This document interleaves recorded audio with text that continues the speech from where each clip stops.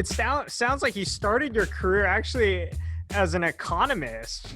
And then you got yourself into the reliability world. Is there anything that you would take away from working being an economist to how that relates to anything in the reliability space?